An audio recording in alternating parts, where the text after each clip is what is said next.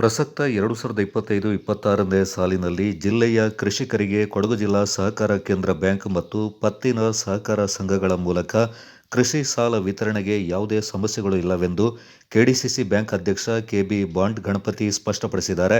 ನಗರದಲ್ಲಿ ಸುದ್ದಿಗೋಷ್ಠಿಯಲ್ಲಿ ಮಾತನಾಡಿದ ಅವರು, 2021-21ನೇ ಸಾಲಿನಲ್ಲಿ ಶೂನ್ಯ ಬಡ್ಡಿ ದರದ ಕೃಷಿ ಸಾಲದ ವಿತರಣೆಗಾಗಿ ರೈತರು ಫ್ರೂಟ್ ತಂತ್ರಾಂಶದ ಐಡಿಯಿಂದ ಪಡೆಯುವುದನ್ನು ಕಡ್ಡಾಯಗೊಳಿಸಲಾಗಿತ್ತು. ಈ ಸಂದರ್ಭ ಕೊಡಗಿನ ಜಮೀನುಗಳಲ್ಲಿನ ಜಂಟಿ ಪೌತಿ ಖಾತೆ ಸೇರಿದಂತೆ ವಿವಿಧ ಭೂ ಹಿಡುವಳಿಗಳ ಕುರಿತು ಸರ್ಕಾರಕ್ಕೆ ಮನವರಿಕೆ ಮಾಡಿಕೊಟ್ಟ ಹಿನ್ನೆಲೆ ಬೆಳೆಗಾರರಿಗೆ ಸಾಲ ಸೌಲಭ್ಯವನ್ನು ಒದಗಿಸಿಕೊಂಡು ಬರಲಾಗ್ತಾ ಇದೆ ಎಂದರು. ಪ್ರಸ್ತುತ ರೈತ ಬಾಂಧವರಿಗೆ ಎದುರಾಗಿರುವ ಸಮಸ್ಯೆಗಳಿಗೆ ಕೊಡಗು ಜಿಲ್ಲಾ ಸಹಕಾರ ಕೇಂದ್ರ ಬ್ಯಾಂಕ್ ಕಾರಣವಲ್ಲ.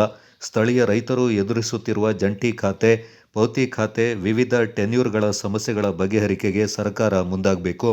ಕೊಡಗಿನಲ್ಲಿ ಕಂಡುಬರ್ತಾ ಇರುವ ಈ ಸಮಸ್ಯೆಗಳ ಬಗೆಹರಿಕೆಗೆ ವಿಶೇಷ ಅಧಿಕಾರಿಯನ್ನು ನೇಮಿಸುವುದು ಸೂಕ್ತ ಎಂದರು.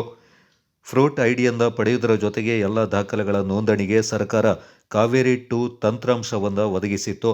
ಆದರೆ ಈ ತಂತ್ರಾಂಶದಲ್ಲಿ ವಾಣಿಜ್ಯ ಬೆಳೆ ಎನ್ನುವ ಕಾರಣಗಳ ಹಿನ್ನೆಲೆ ಕಾಫಿ ಬೆಳೆ ದಾಖಲಾಗ್ತಾ ಇಲ್ಲ. ಈ ಸಮಸ್ಯೆಗಳ ಬಗೆಹರಿಕೆಯ ಬಗ್ಗೆ ಬ್ಯಾಂಕ್ ಸರ್ಕಾರದೊಂದಿಗೆ ಅಗತ್ಯ ಪ್ರಯತ್ನಗಳನ್ನು ನಡೆಸಿದೆ. ಕೇಂದ್ರ ಸರ್ಕಾರ ಪ್ರತ್ಯೇಕವಾದ ಸಹಕಾರ ಸಚಿವಾಲಯವನ್ನು ರಚಿಸಿದೆ ಎಂದರು. ಬ್ಯಾಂಕ್ಗಳು ಮತ್ತು ಸಹಕಾರ ಸಂಘಗಳಿಂದ ರೈತರಿಗೆ ಶೂನ್ಯ ಬಡ್ಡಿ ದರದಲ್ಲಿ ವಂಚನೆ ಆಗ್ತಾ ಡಿಸಿಸಿ ಬ್ಯಾಂಕು ಮತ್ತು ಸಹಕಾರ ಸಂಘಗಳು ರೈತರಿಗೆ ಶೂನ್ಯ ಬಡ್ಡಿ ದರದಲ್ಲಿ ಕೊಡುವಂಥ ಸಾಲಗಳ ರೂಪದಲ್ಲಿ ರೈತರಿಗೆ ವಂಚನೆ ಮಾಡ್ತಾ ಇದ್ದಾರೆ ಹೇಳಿ ಮೊನ್ನೆ ಕೊಡಗು ಏಕೀಕರಣ ಸಂಘದವರು ದಿನಾಂಕ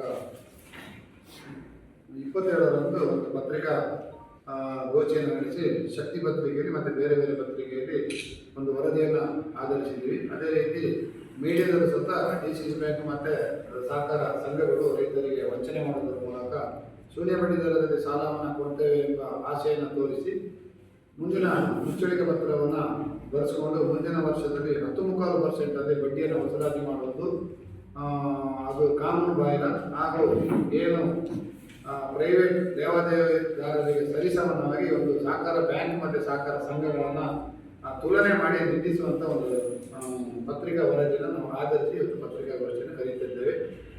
ನಾನು ಸಹ ಆ ಏಕೀಕರಣ ರಂಗದ ಪ್ರಮುಖರೊಂದಿಗೆ ದೂರವಾಣಿ ಮುಖಾಂತರ ಚರ್ಚಿಸಿ ನೀವೇ ಅದಕ್ಕೆ ಒಂದು ವೇದಿಕೆಯನ್ನು ಕಂಡುಹಿಡಿದು ನಿನ್ನೆ ಮಂಗಳವಾರ ಪತ್ರಿಕಾ ಭವನದಲ್ಲಿ ಒಂದು ಸಂದರ್ಶನಕ್ಕೆ ಅವಕಾಶ ಮಾಡಿಕೊಟ್ಟ ಸಂದರ್ಭದಲ್ಲಿ ನಾವು ಡಿಸಿಸಿ ಬ್ಯಾಂಕ್ ವತಿಯಿಂದ ಹೀಗೆ ಪತ್ರಿಕೆ ಹಾಗೂ ಮಾಧ್ಯಮದ ಮೂಲಕ ಕೊಡಗಿನ ಜನರಿಗೆ ಮತ್ತು ಪತ್ರಿಕಾ ಮಾಧ್ಯಮದಲ್ಲಿ ಇರುವಂಥ ಏನು ವ್ಯವಸ್ಥೆಗಳ ಬಗ್ಗೆ ತಿಳುವಳಿಕೆ ಕೊಡ್ತೀನಿ, ನೀವು ಮಾಡಿ ಹೇಳೋದಕ್ಕೆ ಅವರು ಮಾಡಲಿಲ್ಲ. ಆದ್ದರಿಂದ ನಾವು ನಮ್ಮ ಬ್ಯಾಂಕಿನ ವತಿಯಿಂದಲೇ ಏನು ಇವತ್ತು ಕೊಡಗು ಡಿಸಿಸಿ ಬ್ಯಾಂಕ್ ಮತ್ತು ಕೊಡಗು ಜಿಲ್ಲೆಯಲ್ಲಿ ಕಾರ್ಯನಿರ್ವಹಿಸುತ್ತಿರುವಂಥ ಸುಮಾರು 74 ಕೃಷಿ ಪತ್ತಿನ ಸಹಕಾರ ಸಂಘಗಳು ಬಹಳ ವ್ಯವಸ್ಥಿತವಾಗಿ ಹಿಂದಿನ ಹಿರಿಯ ಚೇತನಗಳು ಹಾಕಿಕೊಟ್ಟಂಥ ಒಂದು ಮಾರ್ಗದರ್ಶನದಲ್ಲಿ ಇವತ್ತು ಕೊಡಗು ಸಹಕಾರ ಕ್ಷೇತ್ರದಲ್ಲಿ ಇಡೀ ರಾಜ್ಯದಲ್ಲೇ ಮಾದರಿಯಾಗಿ ಕಾರ್ಯವನ್ನು ನಿರ್ವಹಿಸ್ತಾ ಇದೆ.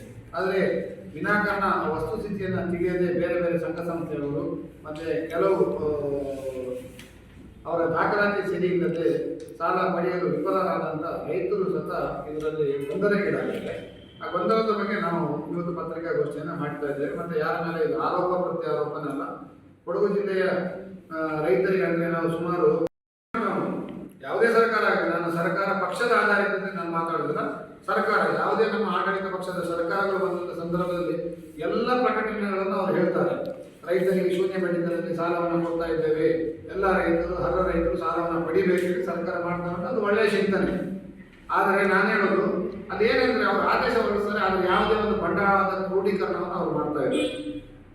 ಇವತ್ತು ನಾವು ಏನು ಜಿಲ್ಲಾ ಸಹಕಾರ ಕೇಂದ್ರ ಬ್ಯಾಂಕ್ಗಳು ಕರ್ನಾಟಕ ರಾಜ್ಯದಲ್ಲಿ 21 ಡಿಸಿಸಿ ಬ್ಯಾಂಕ್ಗಳು ಇವತ್ತು ಕಾರ್ಯವನ್ನು ನಿರ್ವಹಿಸ್ತಾ ಇದೆ. ಈ 21 ಡಿಸಿಸಿ ಬ್ಯಾಂಕ್ಗಳಲ್ಲಿ ಅತಿ ಹೆಚ್ಚು ರೈತರಿಗೆ ಸಾಲ ಕೊಡುವಂಥ ಏಕೈಕ ಬ್ಯಾಂಕ್ ಇದ್ದರೆ ಅದು ಕೊಡಗು ಜಿಲ್ಲಾ ಸಹಕಾರ ಕೇಂದ್ರ ಬ್ಯಾಂಕ್. ಕಾರಣ ಏನಂದರೆ ಕಳೆದ ಸಾಲಿನಲ್ಲಿ ಸನ್ಮಾನ್ಯ ಸಿದ್ದರಾಮಯ್ಯ ಅವರು ಮತ್ತು ಹಾಗೆ ಸಹಕಾರ ಸಚಿವರಾದ ರಾಜಣ್ಣ ಅವರು ರೈತರ ಬಗ್ಗೆ ಕಾಳಜಿಯನ್ನು ಹೊಂದಿ ಹಿಂದಿನ ಸರ್ಕಾರ ನಮಗೆ 3 ರಿಂದ 5 ಲಕ್ಷದವರೆಗೆ ಹೆಚ್ಚುವರಿ ಶೂನ್ಯ ಬಡ್ಡಿ ದರದ ಸಾಲವನ್ನು ಕೊಡಲಿಕ್ಕೆ ಸರ್ಕಾರ ಒಂದು ಆದೇಶ ಹಾಕಿದೆ. ಆದೇಶ ಹಾಕಿದ ಪ್ರಕಾರ ನಾವು ಕೊಡಗಿನಲ್ಲಿರುವಂಥ ಏನು ಒಂದು 12 ರಿಂದ 13 ಸಾವಿರ ರೈತರಿಗೆ ಹೆಚ್ಚುವರಿಯಾಗಿ 3 ರಿಂದ 5 ಲಕ್ಷದವರೆಗೆ ಸಾಲವನ್ನು ಕೊಟ್ಟಿದ್ದೀವಿ. ಈ 3 ರಿಂದ 5 ಲಕ್ಷದವರೆಗೆ ಕೊಟ್ಟಂಥ ಹೆಚ್ಚುವರಿ ಸಾಲ ಇವತ್ತೇನಿದೆ ಅಂದರೆ ಹೊರಬಾಕಿ ಸಾಲ ನಮ್ಮದು 371 ಕೋಟಿ ಇದೆ. ಈ 371 ಕೋಟಿ ಏನು 3 to 5 ಲ್ಯಾಕ್ ಸಾಲ ಇದೆ, ಯಾವುದೇ ಸರ್ಕಾರದಾಗಲಿ ಯಾವುದೇ ನಬಾರ್ಡಿನಾಗಲಿ ಯಾವ ಹಣಕಾಸಿನ ಪೂರೈಕೆ DCC ಬ್ಯಾಂಕಿನ ಸ್ವಂತ ಬಂಡವಾಳದಿಂದ ನಾವು ಕೊಟ್ಟಂತ ಸಾಲ. ಇಡೀ ರಾಜ್ಯದಲ್ಲಿ ಈ 3 to 5 lakhs ಏನು ಇವತ್ತು ಸಾಲವನ್ನು ಕೊಟ್ಟಿದ್ದಾರೆ, ಈ ಸಾಲವನ್ನು ಇಡೀ ರಾಜ್ಯದಲ್ಲಿ ಇರುವಂತಹ 21 DCC ಬ್ಯಾಂಕ್ಗಳ ಪೈಕಿ ಯಾವುದೇ ಬ್ಯಾಂಕ್ಗಳು ಕೊಟ್ಟಿಲ್ಲ. ಕೊಡಗು ಜಿಲ್ಲೆಯ DCC ಬ್ಯಾಂಕ್ ಮಾತ್ರ ಈ ಸಾಲವನ್ನು ಕೊಟ್ಟಿದೆ ಹೇಳಿ ಅತಿ ಹೆಮ್ಮೆಯಿಂದ ಹೇಳ್ತಾ ಇದ್ದಾರೆ. ನೀವು ಪತ್ರಿಕಾ ಮಾಧ್ಯಮದವರು ತಿಳ್ಕೊಳ್ಬೇಕು, ಮತ್ತೆ ಕೊಡಗಿನ ರೈತರು ತಿಳ್ಕೊಳ್ಬೇಕು. ನಾವಿದು ಏನು ಇವತ್ತು ವೇದಿಕೆಯಲ್ಲಿ ಕೂತಿದ್ವಿ, ಮತ್ತೆ ನಮ್ಮ ಏನು 18 ಜನ ನಿರ್ದೇಶಕರು ಯಾರು ಉದ್ಯಮಿಗಳಲ್ಲ, ಎಲ್ಲರೂ ನಾವು ಹುಟ್ಟಿದಾಗ ರೈತರೇ. ಇವತ್ತು ಸ್ವಲ್ಪ ರೈತಾಪಿಯನ್ನು ಮಾಡಿಕೊಂಡು ನಮ್ಮ ಸಮಾಜ ಸೇವೆಗೆ ಒಂದು ಸಹಕಾರ ಕ್ಷೇತ್ರದಲ್ಲಿ ಸಹಕಾರ ಸಂಘ ಇರ್ಬೋದು ಅಥವಾ ನಮ್ಮ DCC ಬ್ಯಾಂಕಿನಲ್ಲಿ ನಾವು ಕಾರ್ಯವನ್ನು ನಿರ್ವಹಿಸ್ತಾ ಇದ್ದೇವೆ. ಇಂಥ ವ್ಯವಸ್ಥೆ ಬಂದಾಗ ಎಲ್ಲರೂ ಹೇಳೋದಂದ್ರೆ ಇವತ್ತಿನ ಆಡಳಿತ ಮಂಡಳಿಯವರಿಗೆ ಚಿಂತನೆಯನ್ನ, ಸಹಕಾರ ಸಂಘದವರಿಗೆ ಚಿಂತನೆಯನ್ನ, ರೈತರಿಗೆ ಶೂನ್ಯ ಬಡ್ಡಿದರಲ್ಲಿ ಅನ್ಯಾಯ ಆಗಿದೆ ಹೇಳುವಂತ ಮಾತನ್ನ ಇವತ್ತು ಹೇಳ್ತಾ ಇದ್ರೆ ಅದನ್ನ ನಿಜವಾಗಿ ನಾನು ಆಡಳಿತ ಮಂಡಳಿ ಪರವಾಗಿ ಮತ್ತೆ ಕೊಡಗು ಜಿಲ್ಲೆಯಲ್ಲಿರುವಂತಹ 74 ಸಹಕಾರ ಸಂಘಗಳ ಅಧ್ಯಕ್ಷರು ಮತ್ತೆ ಆಡಳಿತ ಮಂಡಳಿಯ ಪರವಾಗಿ ನಾನು ಖಂಡಿಸ್ತೇನೆ. ಯಾಕಂದ್ರೆ ಇವತ್ತು ನೀವೇ ಊಹೆ ಮಾಡಿ 371 ಕೋಟಿ ಸಾಲವನ್ನು ನಾವು ಕೊಡುವ ಸಂದರ್ಭದಲ್ಲಿ ಕಳೆದ ಮಾರ್ಚ್ ಅಂತ್ಯಕ್ಕೆ ನಮಗೆ ಬಂಡವಾಳದ ಕೊರತೆ ಉಂಟಾಯಿತು. ಈ ಬಂಡವಾಳದ ಕೊರತೆ ಉಂಟಾದಂಥ ಸಂದರ್ಭದಲ್ಲಿ ನಾವು ಸುಮಾರು 371 ಕೋಟಿಯಷ್ಟು ಸಾಲವನ್ನು ಕೊಟ್ಟಾಗ ನಮಗೆ ಬಂಡವಾಳದ ಕೊರತೆ ಉಂಟಾಯಿತು. ಬಂಡವಾಳದ ಕೊರತೆ ಉಂಟಾದ ಸಂದರ್ಭದಲ್ಲಿ 363.58 ಲಕ್ಷ ಕೋಟಿ ಸಾಲವನ್ನು ನಾವು ಅಪೆಕ್ಸ್ ಬ್ಯಾಂಕಿನ ಸ್ವಂತ ಬಂಡವಾಳದಿಂದ ಮತ್ತೆ ನಬಾರ್ಡಿನ ಹೆಚ್ಚುವರಿ ಬಡ್ಡಿ ದರದ ಸ್ವಂತ ಬಂಡವಾಳದಿಂದ ಅಂದರೆ 8.4% ಮತ್ತೆ 8.20ರಲ್ಲಿ ನಾವು ಸಾಲವನ್ನು ನಾವು ಪಡ್ಕೊಂಡಿದ್ದೀವಿ. ಗೋಷ್ಠಿಯಲ್ಲಿ ಕೊಡಗು ಜಿಲ್ಲಾ ಸಹಕಾರ ಕೇಂದ್ರ ಬ್ಯಾಂಕ್ನ ಉಪಾಧ್ಯಕ್ಷ ಕೇಟೋಳಿರ ಹರೀಶ್ ಪೂವಯ್ಯ, ನಿರ್ದೇಶಕರಾದ ಶರವಣ ಕುಶಾಲನಗರ, ಕಿಲನ್ ಗಣಪತಿ, HK ಮಾದಪ್ಪ ಹಾಗೂ ಹೊಸೂರು ಸತೀಶ್ ಕುಮಾರ್ ಪಾಲ್ಗೊಂಡಿದ್ದರು.